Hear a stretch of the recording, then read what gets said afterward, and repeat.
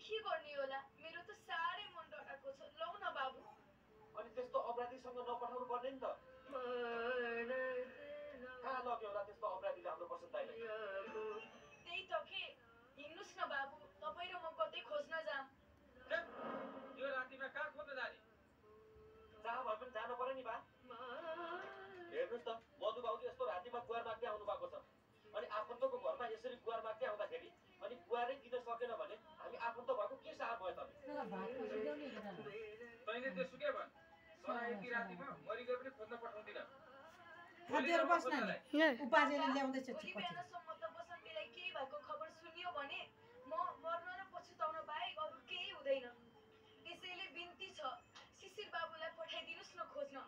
यो रातिको समयमा मेरो छोरालाई खोज्न पठाउँदाखेरि मेरो छोरालाई केही भइहाल्यो भने तिमीले जिम्मा लिन्छौ त कस्तो जिम्माको कुरा गर्दै हुनुहुन्छ बा तपाईँले बसन्तदारी एउटा अपराधीको साथमा छ त्यो अपराधीले केही नराम्रो गरेको पनि त हुन सक्छ नि त्यसैले म जसरी भए पनि बसन्तदारीलाई खोज्न मधु बाबुसित जान्छु ए चुप लाग र भित्रै सुत्न छोडेर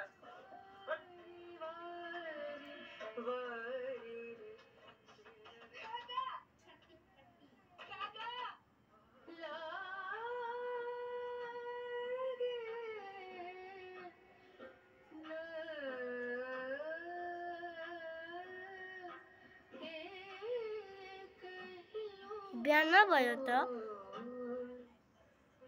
आफन्त बनाउँदा अरूको सहयोग पनि राम्रोसित देखेँ मैले अनि बुझे पनि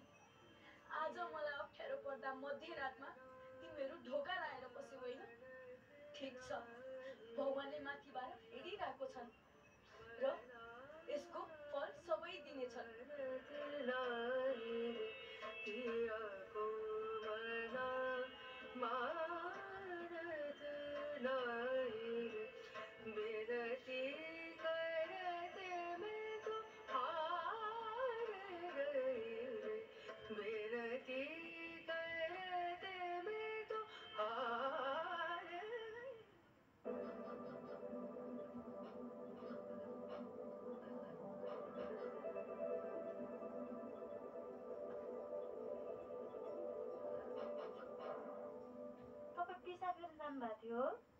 होइन